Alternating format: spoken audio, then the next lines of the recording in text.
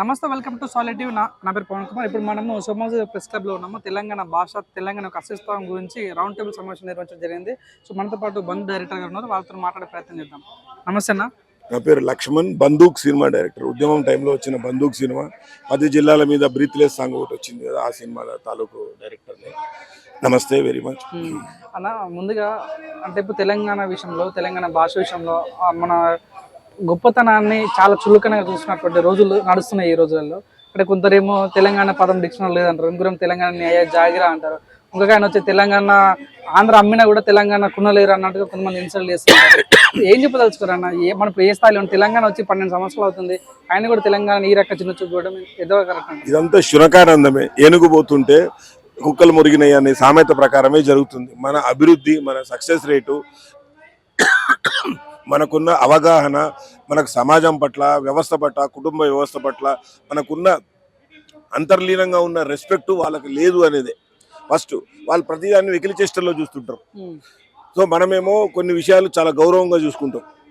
Even అత్త అల్లుళ్ళే తీసుకుంటే సినిమాని అత్త అల్లుడా, అల్లుడా మజాక, అత్తకు అల్లుడు సవాల్, అత్తకు యముడు, అమ్మాయికి మొగుడు, అత్తకు అల్లుడికి పోటీ, ఇలాంటి సినిమాలు మన దగ్గర అత్త అల్లుడు అనే వరకల్లా తల్లి కొడుకు గౌరవం ఉంటుంది. దానికంటే ఎక్కువ గౌరవం ఉంటుంది. మనము సొంత అక్క కూతుర్ని మన అక్క కంటే ఎక్కువ చూసుకుంటాం. ఆడబిడ్డ అంటే మనకి మన ఇంటికే పెద్ద బిడ్డ, వాళ్ళు ఆడబిడ్డని పెళ్లి చేసుకుంటారు. అంటే మనం అక్క బిడ్డను ఎవరైనా చేసుకుంటారా? సో ఆ వ్యవస్థలో వాళ్ళకున్న వెసులుబాట్లు వేరు, మనకున్న వెసులుబాట్లు వేరు. సో దాని వల్లకి ఏంటంటే ఎక్కడ ఉన్నా కూడా వాళ్ళ ఆలోచన ధోరణి అట్లే ఉంటుంది. వాళ్ళు ఆలోచించాల్సిన విషయం ఏంటంటే, తెలంగాణ ఆంధ్ర ఉద్యమం ఉన్నప్పుడు ఆ పూరలు పుట్టిరో పుట్టలేదో, ఇప్పుడున్న 12 పుట్టినా కూడా వాడికి ఏమో 10th క్లాస్ లోపల ఉండొచ్చు. ఇప్పుడు ఒక 25 సంవత్సరాలు అనుకున్నా కూడా సుమారు 12 సంవత్సరాల్లో ఇక్కడ ఏమన్నా ఒక చిన్న తప్పు జరిగిందా? ఒక వ్యక్తిని మనం ఆంధ్ర తెలంగాణ అని చెప్పి కొట్టి పంపించినామా? వాడిని విమర్శించినామా? చాలా మంది అన్నారు అక్కడోడు ఇక్కడ రావచ్చు, ఇక్కడోడు అక్కడ పోవచ్చు, వస్తే మేమన్నా లేదు, పోయేది ఉండదు, అన్నదమ్ములుగా కలిసి ఉందాం, కేవలం ప్రాంతాలుగా విడిపోదాం. అదే జరిగింది. ఒక సుదీర్ఘమైన పోరాటం. అది 2 రోజుల 3 రోజుల పోరాటం కాదు కదా. అంత పోరాటం తర్వాత జరిగిన తర్వాత కూడా ఆంధ్ర వాళ్ళకి లేకపోతే ఇతర ప్రాంత వాళ్ళకి ఎంత గౌరవంగా హైదరాబాద్ కాపాడుకుంటుంది. ఇవాళ హైదరాబాద్ మొత్తం చూసుకుంటే భారత్ ఉంటుంది. కంప్లీట్ ఇండియాలో ఉన్న 28 రాష్ట్రాల వ్యక్తులు హైదరాబాద్లో మాత్రమే ఉంటారు. సో ఏ ఒక్కడికి ఎలాంటి తప్పు జరగదు, ఏ ఒక్కడికి పని దొరకదు అన్నట్టు లేదు. సో ఇంత పెద్ద విశాల హృదయం ఉన్న తెలంగాణ మట్టిగడ్డల మీద అవహేళన చేయడం అంటే నీ అవగాహన రాహిత్యమే. నువ్వు మార్చుకు. ఫస్ట్ ఒక సమాజం పట్ల, ఒక వ్యవస్థ పట్ల నువ్వు తెలుసుకోగలిగితే అప్పుడు ఇలాంటి మాటలు రావు. అన్న, మీరు తెలంగాణ సంబంధించిన డైరెక్టర్ అంటే మీరు చెప్పండి, మీరు ఇవన్నీ చూసి ఉంటారు కాబట్టి తెలంగాణ వాసులని నిజంగా సినిమాల్లో ఎంకరేజ్ చేస్తున్నారా అన్న? ఇప్పుడు అంటే ఎంకరేజ్ చేయడం, ఎంకరేజ్ చేయకపోవడం రెండు కారణాలు ఉంటాయి. సినిమా అనేది కంప్లీట్ డబ్బులతో కూడుకున్న వ్యవహారం. కేవలం డబ్బులు. ఒక కామెడీ బ్రహ్మానందం చేస్తే మనమే కిలకిల పక్కన అవుతాం. నువ్వు నేను చేస్తే చూడం. అదే కామెడీ బ్రహ్మానందంకి ఏమో రోజు 5 లక్షలు ఇవ్వాలి, నీకు నాకేమో 1000 రూపాయలు ఇచ్చినా మనం చేస్తే చూస్తారా? సో అట్లా ఒక కామెడీ అంటే తనే చేయాలి, ఒక డాన్స్ అంటే ఆయననే చేయాలి, ఒక ఫైట్ అంటే ఆయనే చేయాలి, పాటలు అంటే ఇది మనం నింపిన, మన మైండ్లో నింపిన 50-60 సంవత్సరాలుగా నింపుతున్న వచ్చింది. సో దాంట్లోకి వెళ్ళి ఇప్పుడిప్పుడే కొన్ని తెలంగాణ సినిమాలు హీరో ఫేస్ వాల్యూ లేదు, కొత్తగా వచ్చిన వాళ్ళు కూడా సూపర్ డూపర్ హిట్ అయింది. అంతే 25 సంవత్సరాల కింద వచ్చిన, సుమారు 25 ఉండొచ్చు, అనితా పాట ఎవర్ గ్రీన్. అది గట్టిగా మాట్లాడుకున్న మాట, రోడ్డు మీద పాడుకుంటూ పోయిన పాట. సో దాన్ని ఇంతవరకు ఏ పాట గుర్తలేదు. సో దాన్ని సాహిత్య విలువలు ఎంత ఉంటాయి మరి? సో ఖచ్చితంగా టాలెంట్ని ఎవ్వడు తొక్కలేడు. ఓపిక ఉన్నోడు నిలబడుతున్నాడు, ఓపిక లేకుండా వేరే పని చేసుకుంటున్నాడు. ఇప్పుడు హైదరాబాద్కి సినిమాలో ట్రై చేసుకుందామని ఆంధ్ర వాళ్ళు ఎవరైనా వస్తే వాడు సెటిల్గా 5 సంవత్సరాలు ఇటు ఉండడానికి ఏర్పాటు చేసుకొని వస్తాడు. హానెస్ట్గా చెప్తున్నా. అలా మైనమామ ఉంటాడు, ఆయన పెద్దనాయన చుట్టం ఉంటారు, అత్త వాళ్ళ బైనాలుడు ఎవరో ఇంతప్పుడు చాటభారతం చుట్టం దగ్గరకు వచ్చి కూర్చొని వాళ్ళకి గత 50-60 సంవత్సరాలకి ప్రొడ్యూసర్ వ్యవస్థ వాళ్ళు ఎక్కువ ఉన్నారు కాబట్టి, మద్రాసు దగ్గర కాబట్టి, వాళ్ళకి విజయవాడ దగ్గర కాబట్టి ప్రొడ్యూసర్లు అందరూ ఎవరో ఒకరి త్రూలో సినిమాలకు చేరిపోయారు. మన దగ్గరకు వచ్చేది కొత్త సంసారం మనమే స్టార్ట్ చేయాలి. మనమే కర్మాకు తెచ్చుకోవాలి, మనం విషయపడి తెచ్చుకోవాలి, మనమే చేసుకొని మనమే ఇల్లు చేసుకునే క్రమంలో ఏమవుతున్నది అంటే ఆర్థికపరమైన ఇబ్బందులు స్టార్ట్ అవుతాయి. మనం వేరే పనికి వెళ్ళిపోతాం. రోజు పోయి ఆడ వెయిట్ చేయడం కంటే వేరే మనకు వచ్చిన టాలెంట్ వేరే పని చేసుకుంటే 4 పైసలు వస్తాయి కదా. ఇక మనం జీవన విధానంలో పడిపోతాం. అక్కడ కొంచెం తెలంగాణ ఆంధ్ర వాళ్ళు ఎందుకు వాళ్ళు కాన్స్టిట్యున్సీగా ఆంధ్రలో ఎక్కువ నిలబడుతున్నారు, తెలంగాణలో నిలబడకపోవడానికి కారణం ఇది. ఇంకోటి ఏమంటే ఆంధ్రాలో ఆడెక్కడికెళ్ళో వస్తాడు, ఏదో ఎక్కడికెళ్ళి వచ్చి ఇక్కడ మాకు అన్ని తోటలు ఉన్నాయండి, అన్ని భూములు ఉన్నాయండి, ఆ మాట ఉన్నాను వాడిని స్పెషల్ రెస్పెక్ట్ స్టార్ట్ అవుతుంది.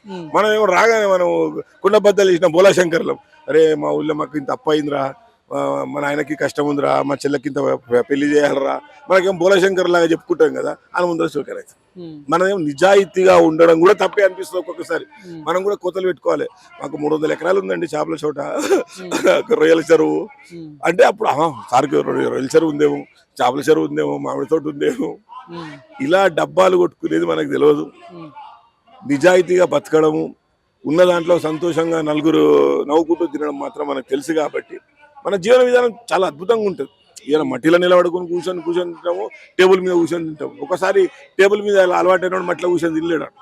సో మన జీవన విధానం చాలా గొప్పది. తెలంగాణలో నిస్పష్టమైన నిజాయితీ ఉంది కాబట్టి అంత సంతోషంగా ఉండగలుగుతాం. అన్న రీసెంట్ గా ఇడుపు కాగితం మనకు పోస్టర్ రావడం జరిగింది, దాని మీద పెద్ద కంట్రోల్ జరిగింది.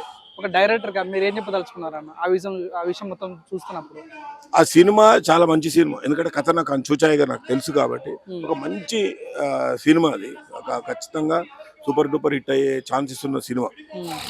ఒక ఇక దాంట్లో మళ్ళీ ఆంధ్ర జొప్పించి, ఎందుకంటే ప్రొడ్యూసర్లు ఆంధ్రోలు కాబట్టి ఏమైనా ఆంధ్రతనాలను జొప్పిస్తే కథ చెడిపోయే మార్గం ఉంది. కానీ డైరెక్టర్ అనుకున్నట్టుగా తీస్తే మాత్రం ఖచ్చితంగా మంచి సినిమా అవుతుంది. దాన్ని ఎన్ని వెటకారాలు చేయండి. ఇప్పుడు బలగం అనే సినిమా ముందు ఎవరికి తెలియదు ఆ సినిమా బలగం వస్తున్నదని. వచ్చిన తర్వాత 70 సంవత్సరాల చరిత్రను తిరగరాసింది. ఎందుకు అంటే మనం సినిమాను థియేటర్లోనే చూస్తాం, మహా అంటే ఇట్లా టీవీ చూస్తాం. ఊరు స్క్రీన్లు పెట్టుకొని చూసిన సినిమా బలగం. ప్రతి ఊర్లో స్క్రీన్ వేసుకొని చూసారు కదా, ఏ సినిమా చూసారు స్క్రీన్ వేసుకొని సినిమా. సో బలగము ఎంత సక్సెస్ అవుతుందో, ఆ సినిమాలో నిజాయితీ ఉంటే ఖచ్చితంగా సూపర్ హిట్ అవుతుంది. అంతే. సినిమా తీసే వాళ్ళ నిజాయితీ ఉండాలి, కథలో నిజాయితీ ఉండాలి, ఎవ్వరికి హామ్ చేయకుండా చేసే ప్రతి పని కర్మ సిద్ధాంతమే బ్రదర్. అది కర్మ ప్రకారం దాన్ని ఖచ్చితంగా సూపర్ హిట్ అవుతుంది. అన్న మీరు గతంలో బంధన సినిమా చేశారు, బందూక్ మళ్ళీ ఎందుకన్నా మరి తర్వాత ఏం సినిమా చేయలేదు? నాకు ఖచ్చితంగా అడగాల్సిన క్వశ్చనే. కొన్ని రకాల ఇబ్బందులు, ఎందుకంటే నేను అంటే ఎందుకంటే తెలంగాణ వాస్తవానికి ఇబ్బందులు వచ్చినాయా లేకుంటే మీకు వ్యక్తిగతంగా ఇబ్బందులు ఉన్నాయా? వ్యక్తిగత ఇబ్బందులు ఏముండవు. నాకు కథ ఎన్నిక చేసుకోవడంలో డిలే అవుతా ఉన్నది. మనకి ఎప్పుడైతే తెలంగాణ అభివృద్ధిలో పాల్పంచుకుందామని చెప్పేసి తెలంగాణ 10 ఏళ్ల తెలంగాణలో నేను 34 డాక్యుమెంటరీ ఫిల్మ్స్ చేసిన, ఒక 20-25 కార్పొరేట్ ఫిల్మ్ చేసిన, ఒక 100 వీడియో సాంగ్స్ చేసిన. ఖాళీగా ఏం లేను, నేను ఫుల్ బిజీగా ఉన్నా. సినిమా చేస్తే సంపాదించే ఫైనాన్షియల్ కంటే ఎక్కువ దాంట్లోనే ఉన్నాం, హ్యాపీగానే ఉన్నాం. కానీ సినిమాకు దూరం అవుతున్నాం. సో ఇప్పుడు రానున్న కొన్ని రోజుల్లోనే సినిమా చాలా పెద్ద ఎత్తులో నేను సినిమాని స్టార్ట్ చేయబోతున్నా. అది కూడా ఒక్కరు కాదు, సినిమాలు తీసే ప్రక్రియను స్టార్ట్ చేయబోతున్నా. పెద్దల సహకారము, కొత్త కళాకారులను పరిచయం చేయాలనే నా దృఢ సంకల్పం ఖచ్చితంగా ముందుకు తీసుకెళ్తుంది అనుకుంటున్నాను. అన్న మీరు ఇందాక ప్రెస్ మీట్లో మాట్లాడుతూ లక్ష్మి అనే టాపిక్ ఏదైతే మీరు మెసేజ్ ఇచ్చారో అది ఏం సార్, దాని ముఖ్యాంశం ఏంటి? నాకు ఏమంటే నా ఉద్దేశం ఏమందంటే హీరోలకి ఆడోళ్ళ పేర్లు పెట్టి వాళ్ళని హీరోలు అంటున్నావు నువ్వు. లక్ష్మి ఉండొచ్చు, తులసి ఉండొచ్చు, రాధా ఉండొచ్చు, పుష్ప ఉండొచ్చు. నేను ఆడోళ్ళ పేర్లు పెట్టి అమ్మాయిల పేర్లు పెట్టి వాళ్ళని హీరో అని చెప్పినప్పుడు మేము యాక్సెప్ట్ చేస్తుంటే ఎందుకు దీన్ని ఎందుకు యాక్సెప్ట్ చేస్తలేవు నువ్వు? ఇడుపు కాగితాన్ని మీనింగ్ తెలియలేదు అనుకో, తండేలు మీనింగ్ తెలుసా? నాకే తెలియదు. మళ్ళీ నేను దేంట్లో వెతుక్కుంటేనే నాయకుడిని తండేలు అంటారని. సో ఒక్కొక్క భాషలో ఒక మాట అంటున్నారు. ద్వందార్థాలతో ఎన్ని సినిమాలు చేయలే మీరు? మా విడాకులు అంటారు. వాళ్ళని అడిగితే మా విడాకులు అనేది ఒక కథ చెప్తారు. మా విడాకులు, తోరణాలు మా విడాకులు అని ఒక సినిమా పేరులో 2 రకాల మీనింగ్లు వచ్చే టైటిల్ పెడతారు. మా అమ్మ మీ పిల్లం మీద ఒట్టు, నా పిల్లం మంచిది, నా పిల్లం మీద ఒట్టు, నీ పిల్లం. ఇలాంటి వెకిలి సినిమాలు చేసినప్పుడు కూడా ఎవరం అడగలేంది. నీకు తెలియకపోతే తెలుసుకోవాల్సిండే. దాన్ని ఎందుకు అంత తక్కువ చేసి చూడడానికి ఉన్నంత గర్వం ఏంది? అది కేవలం వాళ్లకు సమాజం పట్ల, వ్యవస్థ పట్ల అవగాహన లేకపోవడం అనేది నేను చెప్తున్నాను. అంటే మీరు ఏది పెట్టినా మేము చూస్తున్నట్టు తరుణంలో ఎవరు అనలేదు కదా, లక్ష్మీ బావేంద్ర, లక్ష్మి అక్క ఉంటుంది, లక్ష్మి చెల్లి ఉంటుంది, లక్ష్మి అమ్మ ఉంటుంది, బావేంద్ర లక్ష్మీ బావ. సో మీరు ఏది పెట్టినా మేము దాన్ని యాక్సెప్ట్ చేసుకుంటూ పోతున్నాము. దానికి గౌరవం ఇస్తున్నప్పుడు మీరెందుకు మా సినిమాలను తక్కువ చేసి మాట్లాడుతున్నారు? ఫస్ట్ మీరు ఒక సమాజం పట్ల, వ్యవస్థ పట్ల లేకపోతే సాహిత్యం పట్ల అవగాహన తెలుసుకుంటే ఏ సమస్య రాదు. అన్న ఇంకోటి ఏంటంటే సోషల్ మీడియాలో ఇన్స్టాగ్రామ్లో కానీ ఎక్కడ కనిపిస్తుంటే అంటే కేసీఆర్ లేకపోవడం వల్లనే తెలంగాణ యొక్క అస్తిత్వం మీద దాడి జరుగుతుంది. కేసీఆర్ సీఎం అయి ఉంటే ఇలా ఉండేది కదా, 12 సంవత్సరాలు ఎప్పుడు ఇది జరగలేదు అని కొన్ని వినిపిస్తున్నాయి. నేను ఏకీభవిస్తాను దానికి. అవునా? అంటే ఒక దృఢమైన నాయకుడు లేడు కాబట్టి, అంటే నాట్ ఎగ్జాక్ట్లీ కేసీఆర్, కేటీఆర్ లేకపోతే బీఆర్ఎస్ పార్టీ, తెలంగాణ అస్తిత్వాన్ని భుజాన మోసే పార్టీ లేకపోవడం వల్లనే ఎదుటోడు వచ్చి పవన్ కళ్యాణ్ లాంటి వ్యక్తులు వచ్చి ఇది నా జాగీరు అంటారు. ఇప్పుడు బీఆర్ఎస్ పార్టీ అక్కడ పెట్టలేదు అంటే, బీఆర్ఎస్ పార్టీ పెట్టినప్పుడు మహారాష్ట్రలో పెట్టిరు, కర్ణాటక ఎక్కడనో స్టార్ట్ చేసిరు, ఆ తర్వాత ఆంధ్రప్రదేశ్లో పెట్టారు. పెట్టిన రోజు ఆయన ఎవరైనా మాట్లాడారు ఆంధ్రప్రదేశ్ నా జాగీరు అని అన్నారా? ఎందుకంత అహంకారం నీకు? అహంకారం ఎందుకు అంత? పోనీ పవన్ కళ్యాణ్ మాటలు ఏ 10 మాటలు ఒకసారి తీసుకున్నా కూడా, ఒకసారి 10th క్లాస్ చదివిన అంటాడు, ఒక డిగ్రీ చదివిన అంటాడు, ఒక బీటెక్ అంటాడు, ఒకసారి ఎకనామిక్స్ అంటాడు. ఆయన మీద వచ్చిన ట్రోళ్ళు తెలంగాణ ఇడిపోయిన రోజు 12 రోజులు అన్నమే తినలే అన్నాడు. తెలంగాణ అంటే జై తెలంగాణ అంటాడు. నేను ఒకటి డైరెక్ట్ పవన్ కళ్యాణ్ సవాల్ వదులుతున్నా. ఇప్పుడు నేను ఇదొక యుద్ధం లాగా కూడా తీసుకుపోవాలనుకుంటున్నా. గద్దరన్న విగ్రహాన్ని 100 ఫీట్ల హైట్లో అమరావతిలో పెట్టే దమ్ముందా? నువ్వు గద్దరన్న వీరాభిమానివి కదా, నువ్వు ప్రభుత్వంలో ఉన్నావు కదా, గద్దరన్న విగ్రహాన్ని అమరావతిలో పెట్టి ఈ ప్రభుత్వం ఇస్తున్నట్టుగా గద్దర్ అవార్డులు అక్కడ ఇవ్వండి. అది చాలు. నీకు నీ అయ్య జాగిరా, నీ అమ్మ జాగిరా, నీ సత్తా ఏందో మాకు అర్థమవుతుంది. ఇచ్చే దమ్ముందా? గద్దర్ అంటే ఇష్టమే కదా నీకు. గద్దర్ నీ జోబులకి వెళ్ళి పైసలు తీసుకున్నంత చనువు ఉన్నది కదా. గద్దర్ అంటే కారిప్పించినావు కదా, అన్ని చెప్తున్నావు కదా. అంత ప్రేమ ఉన్నోడివి గద్దర్ అవార్డ్స్ అని పెట్టి నువ్వు ఆడ అమరావతిలో స్టార్ట్ చేయి.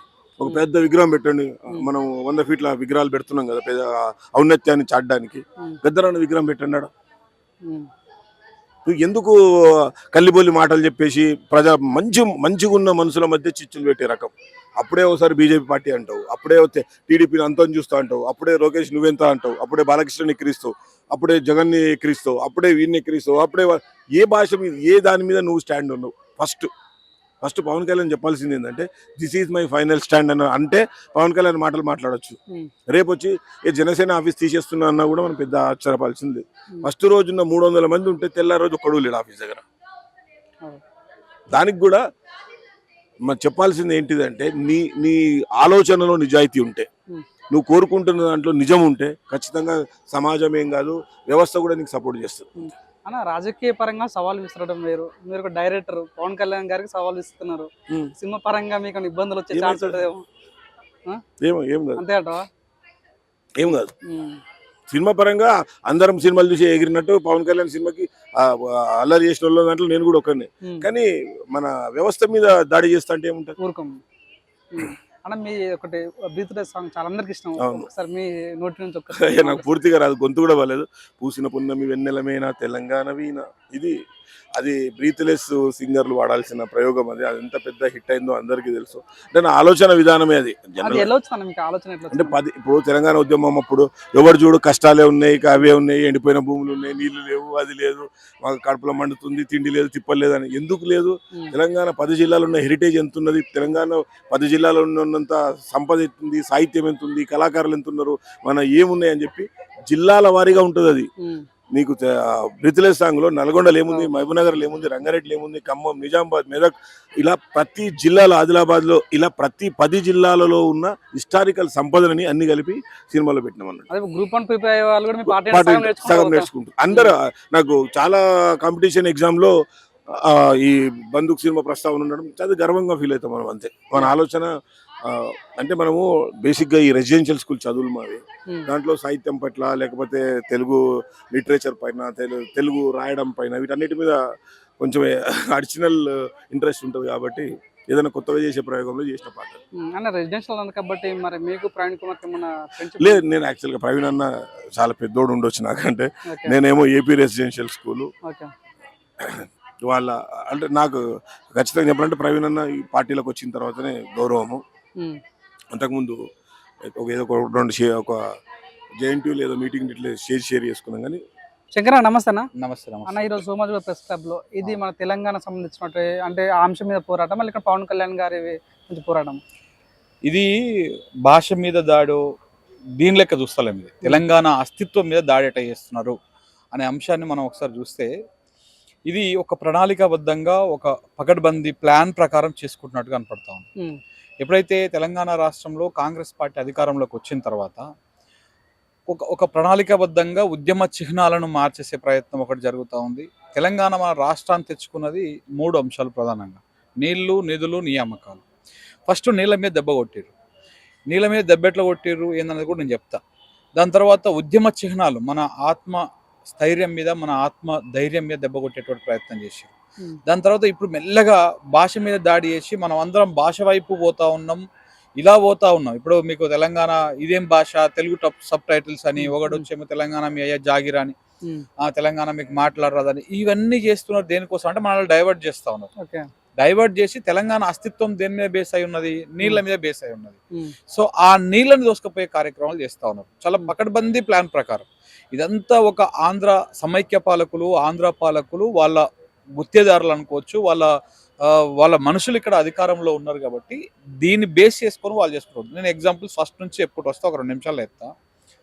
తెలంగాణ రాష్ట్రంలో కాంగ్రెస్ పార్టీ అధికారంలోకి ఇంకొక 6 నెలలే వస్తానంగా తెలంగాణకు నీళ్ళు తెచ్చేటువంటి ప్రధాన నదులలో 2, ఒకటి గోదావరి, ఒకటి కృష్ణ. కృష్ణాలో మనకు పెద్దగా వాటర్ రావు, అవైలబిలిటీ లేదు. గోదావరిలో ఉన్నాయి. ఆ గోదావరిలో కూడా ప్రాణహిత నది కలిసిన తర్వాత మనకు నీళ్ళ అవైలబిలిటీ ఉంది. ఆ ప్రాణహిత నీళ్ళని ఆపేది ఎక్కడ? మేడిగడ్డ దగ్గర ఆపుతారు. అది కుట్ర చేసిరా, యాదృచ్ఛికం జరిగిందా, దేవుడి కనుక. కానీ పక్కడబందీ ప్లాన్ ప్రకారం మహారాష్ట్ర వైపు, అటువైపు తెలంగాణ బార్డర్ కాదు, మహారాష్ట్ర బార్డర్ వైపు ఒక 2 పియర్స్ కుంగుతాయి. అది కూడా వరద వచ్చినప్పుడు కాదు, అది కూడా ఇది వచ్చినప్పుడు కాదు. నిమ్మలంగా నది చాలా ప్రశాంతంగా ఉన్న సందర్భం లోపల ఆ బరాజ్ 2 పియర్స్ కుంగుతాయి. వాటర్ అంటే ప్రాణహిత నీళ్ళు మొత్తం కిందికి వెళ్ళిపోతూనే ఉన్నాయి. ఇది అయిపోయిన తర్వాత గవర్నమెంట్ మారుతుంది, గవర్నమెంట్ వస్తుంది. దాన్ని 2 నెలల్లో గట్టిగా మాట్లాడితే 6 నెలల్లో రిపేర్ చేసుకొని మళ్ళీ మన వాటర్ మనం వాడుకోవచ్చు. కానీ 2.5 సంవత్సరాలు అయినా కనీసం ప్రభుత్వం దాని మీద రాజకీయం చేస్తుంది తప్ప దాన్ని రిపేర్ చేయదు. కారణం ఏంటిది? తెలంగాణకు నీళ్లు రావాలనుకున్నప్పుడు మనం రిపేర్ చేసుకోవాలి. మనం వెళ్ళేదన్నా ఇబ్బంది అయితే మనం రిపేర్ చేసుకొని మనం దాన్ని ముందుకు పోతాం. కానీ ఎందుకు చేస్తలేరు? ఇది ఒక ప్లానింగ్. దీని పద్ధతి ప్రకారమే వాటర్ మొత్తం వదిలేసి కిందికి పంపించేస్తా ఉన్నారు. ఇప్పుడు ఆ నీళ్ళని బేస్ చేసుకొని పోలవరం నుంచి బనకచెర్లని కొన్ని రోజులు, నల్లమల సాగర్ అని కొన్ని రోజులు, ఇట్లా నీళ్ళెత్తుకపోవడానికి ఒక గోదావరి మీద లైన్ క్లియర్ అయింది చంద్రబాబు నాయుడుకి. ఇక్కడ రేవంత్ రెడ్డి సహకరిస్తా ఉన్నాడు. ఇప్పుడు కృష్ణానది మీదకి పోదాం. కృష్ణానది మీద 90 టీఎంసీలతోని డిపిఆర్ రెడీ అయ్యి అంతా ఉన్నటువంటి పాలమూరు రంగారెడ్డి డిపిఆర్ వెనక్కి వచ్చేస్తుంది. ముఖ్యమంత్రి గారు రేవంత్ రెడ్డి గారు రాగానే దేనికి వస్తుంది వెనకకి? ఎందుకంటే దాన్ని వెనక్కి రావాలి, దాని మీద ఒక లిటికేషన్ పెట్టాలి, ఆ లిటికేషన్ ఇక్కడ గోదావరికి లింక్ చేయాలి, ఇప్పుడు అక్కడ కృష్ణా నీళ్ళని దోసుకపోవాలి. సో అట్లా ఆ వెనక్కి వచ్చింది. ఇప్పుడు తుంగభద్ర నది మీద మన కర్ణాటక ప్రభుత్వం ఒక 3 ప్రాజెక్టులు కడుతుంది, అక్రమ ప్రాజెక్టులు. మన ఆంధ్రప్రదేశ్ ప్రభుత్వం ఇంకో 2 ప్రాజెక్టులు కడుతుంది. మన రేవంత్ రెడ్డి గారు మాత్రం సైలెంట్గా ఉంటారు. ఇవన్నీ దేనికోసము? ఇదంతా కూడా కేవలము మన అస్తిత్వమైనటువంటి మన నీళ్ళని దోసుకపోవడం కోసం. సో ఇది జరుగుతున్నది. ఇది నీళ్ళ వ్యవహారంలో జరుగుతున్నది. ఇక నియామకాలు ఎక్కడ?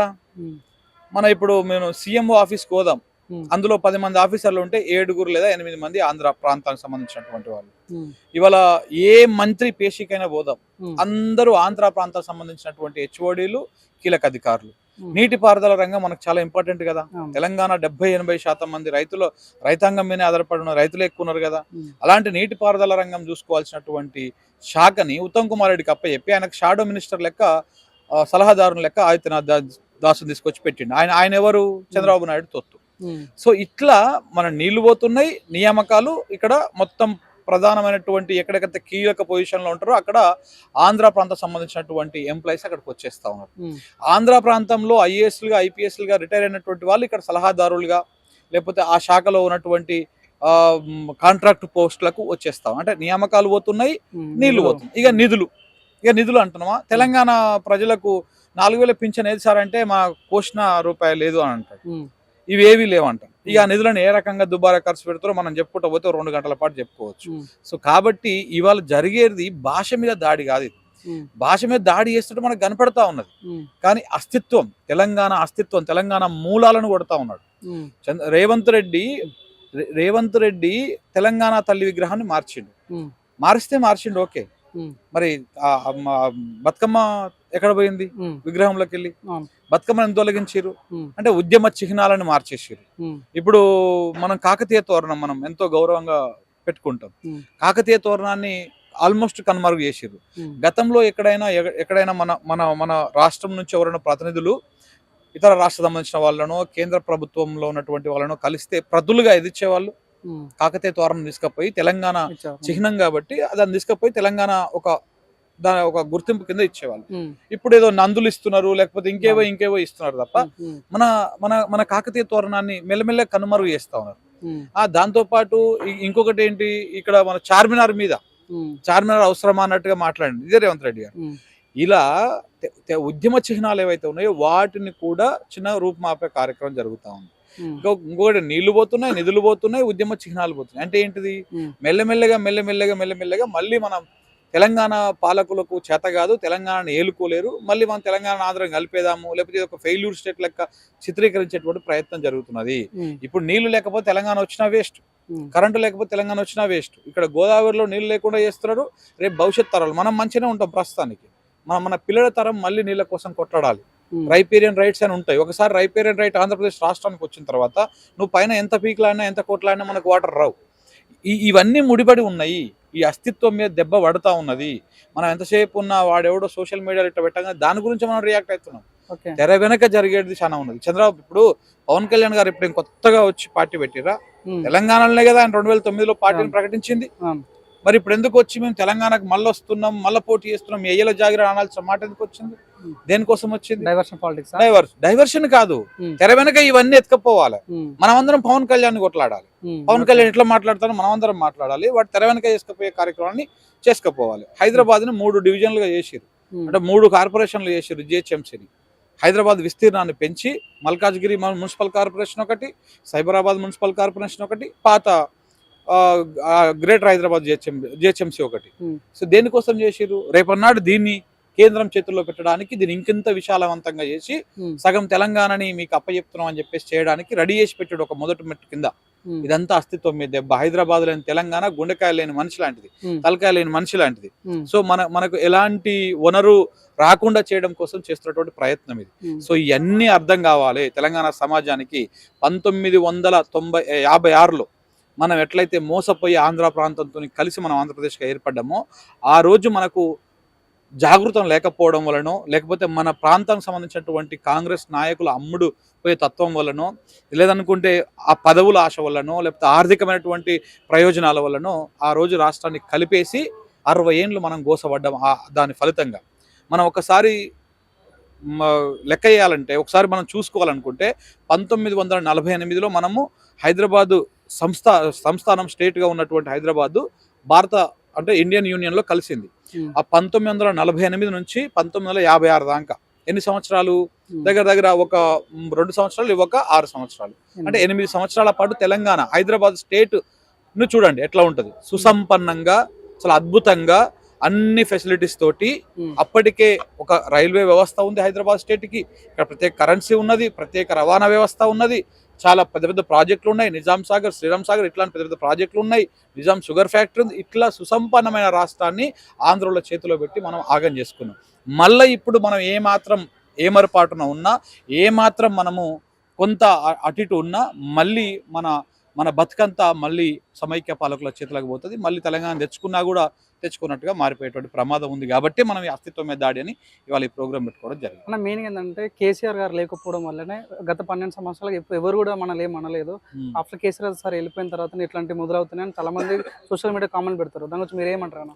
ఆబ్వియస్లీ అది కూడా ఒక కారణం అయి ఉండొచ్చు. ఎందుకంటే ఆయన ఉన్నప్పుడు అయితే మరి ఎవరు కూడా ఎక్కడ కూడా ఆ ప్రయత్నం చేయలేదు. అంటే తెలంగాణ మీద మేము వస్తాం, మళ్ళీ ఇక్కడ వచ్చి మేము పెత్తనం చేస్తున్నటువంటి ప్రయత్నం చేయలేదు. వాస్తవం ఇది నేను ఒక జర్నలిస్ట్ గానే చెప్తా ఉన్నా. నేను ఎవరికి సింపథైజర్ కూడా చెప్పట్లేదు. ఎందుకు అంటే ఆ 10 సంవత్సరాల పాటు జరగలే ఎక్కడ కూడా. కానీ ఇప్పుడైతే కనపడతా ఉన్నది కదా. ఎందుకంటే ఆ లోపం ఆయన లేని దాన్ని కొంచెం కనబడతా ఉంది కాబట్టి అది కనపడతా ఉంది. మేబీ దీన్ని వాళ్ళు రియలైజ్ కావాలి. బీఆర్ఎస్ పార్టీ వాళ్ళు ఒక స్టాండ్ తీసుకోవాలి, మాట్లాడాలి. ఈ జరుగుతున్నటువంటి మొత్తం వ్యవహారం మీద నీళ్ల వ్యవహారంలో ఇప్పటికీ మాట్లాడుతూ ఉన్నారు, ఇంకా కూడా మాట్లాడాల్సినటువంటి అవసరం కూడా ఉన్నది. మనం ఏం చెప్తారా మైదర్ గురించి ఏం చెప్తారన్న జబర్దస్త్ ఇక మైదర్? వాడు ఒక జోకరు, వాని గురించి మనం మాట్లాడాల్సిన ఏమని చెప్పు. అలాంటి స్కిట్ బ్యాచ్ లను మనం పెద్దగా ఎంకరేజ్ చేయొద్దు. అవసరం వాడితో ఏమైతుంది, వాడు అమ్మకానికి పెడితే కొనే వాళ్ళు ఉన్నారా అంటున్నాడు కదా. చలో అమ్మవాను ఒకప్పటి తెలంగాణ కాదు కదా, అంటే వాడే చెప్తున్నాడు తెలంగాణలో 1 ఎకరం భూమి అమ్మితే ఆంధ్రప్రదేశ్ రాష్ట్రంలో 15 ఎకరాలు కొనొచ్చు.